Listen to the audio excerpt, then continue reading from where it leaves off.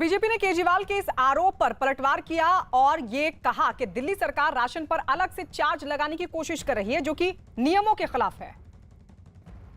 उसमें एक प्रावधान है कि आप ये जो राशन है जो आप फेयर प्राइस शॉप में पाते हैं, उस राशन को दिल्ली के कुछ एजेंसीज उठा लेंगे और जैसे कि गेहूं है उसको आटा बनाया जाएगा और जैसे चावल है उसकी सफाई की जाएगी और इसके लिए कुछ एक्स्ट्रा चार्ज दिल्ली की सरकार लगाएगी। देखिए, नेशनल फूड सिक्योरिटी एक्ट में कोई भी एक्स्ट्रा चार्ज के विषय में नहीं बताया गया है कि कोई एक्स्ट्रा चार्ज कोई भी राज्य लगा सकती है। जो केंद्र के नियम है उन्हीं केंद्र के नियम के मुताबिक चलना पड़ेगा। एक्स्ट्रा चार्ज कोई लगा नहीं सकता है।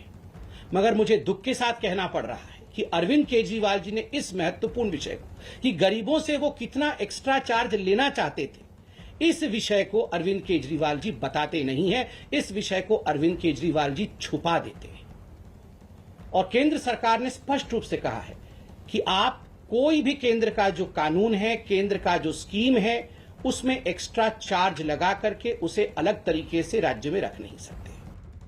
और उधर दिल्ली के मुख्यमंत्री का दावा है कि मार्च से ही इस योजना को लागू अड़ंगा लगाने की कोशिश हो रही है, जबकि दिल्ली सरकार ने घर घर राशन योजना का नाम भी केंद्र की आपत्ति के बाद बदल दिया था और फिर भी इस योजना को केंद्र ने रोक दिया।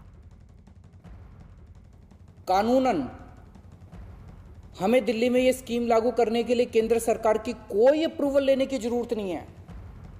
कानूनन इस स्कीम को लागू करने के लिए राज्य सरकार पूरी तरह से सक्षम है, लेकिन हम केंद्र सरकार के साथ किसी तरह का कोई विवाद नहीं चाहते थे, इसलिए हमने एक बार नहीं 5-5 बार आपका अप्रूवल लिया है सर।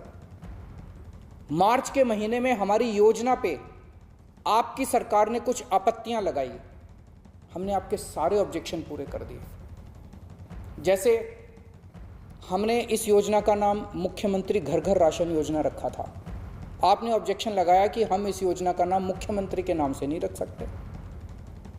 हमारा मकसद अपना नाम चमकाने का नहीं था, हमारा एक ही मकसद था, किसी भी तरह से ये स्कीम लागू हो और गरीबों को उनका राशन मिलने लगे।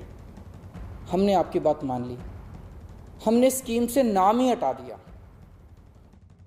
लेकिन बीजेपी का दावा है कि अरविंद केजरीवाल इस योजना को बढ़ा चढ़ाकर पेश कर रहे हैं, उसमें कई खामियां हैं, यहां तक कि यह भी पता करना मुश्किल है कि राशन सही आदमी को मिल रहा है या फिर नहीं।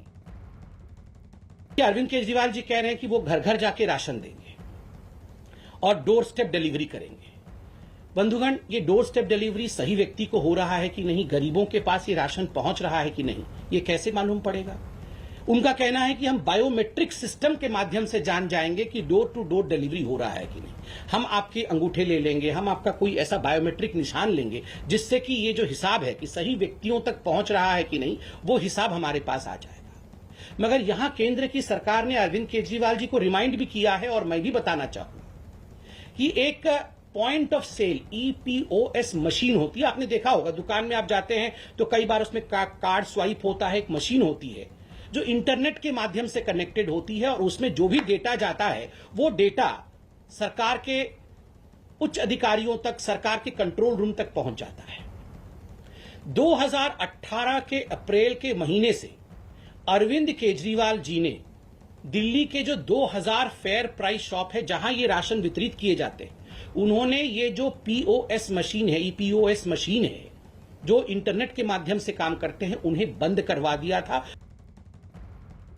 इतना ही नहीं, दिल्ली के मुख्यमंत्री ने यह भी दावा किया कि दिल्ली में पिछले 70 सालों से राशन माफिया का राज चल रहा है और ऐसे में घर घर राशन योजना से राशन माफिया को खत्म किया जा सकता था, लेकिन केंद्र सरकार ने इसे रोक दिया। राशन माफिया के तार बहुत ऊपर तक हैं सर। 75 साल में आज तक कोई सरकार इस माफिया को खत्म करने की हिम्मत नहीं कर पाई। दिल्ली में पहली बार एक सरकार आई है जिसने ये हिम्मत दिखाई है।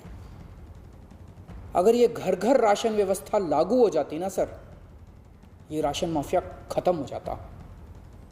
पर देखिए, ये राशन माफिया कितना ताकतवर निकला। दिल्ली में ये योजना अगले हफ्ते से लागू होने वाली थी और एक हफ्ता पहले इन्होंने इसको खारिज करवा दिया। दिल्ली सरकार की घर घर राशन योजना पर बीजेपी ने पलटवार करते हुए दावा किया है कि केंद्र ने इस योजना को इजाजत न देकर एक बड़े घोटाले को होने से रोका है। बीजेपी के मुताबिक दिल्ली में राशन के लिए सही आदमी की पहचान का कोई पुख्ता तरीका नहीं है। मैं तो कहूंगा ये स्कैम होते होते रुका है। ये बिल्कुल 25 तारीख से जो अरविंद केजरीवाल जी ये जो राशन डाइवर्टिंग सिस्टम, ये कहीं ना कहीं राशन को डाइवर्ट करना चाहते थे। ये इतने बड़े स्कैम को करना चाहते थे कि आप देखिए, जिस व्यक्ति तक ये राशन पहुंचना चाहिए उस व्यक्ति तक ये राशन नहीं पहुंचेगा, और ये राशन न जाने किसके पास पहुंच जाता। ना उसका आधार कार्ड ऑथेंटिकेशन है, ना वहां ईओएस मशीन है, और आखिरकार बाद में आप दिल्ली में देखते कि 7, 8, 10 गुना अधिक इन्फ्लेटेड प्राइस में गेहूं और चावल आपको दिल्ली में मिल रहा होता। यही अरविंद केजरीवाल करना चाहते थे। दिल्ली की अरविंद केजरीवाल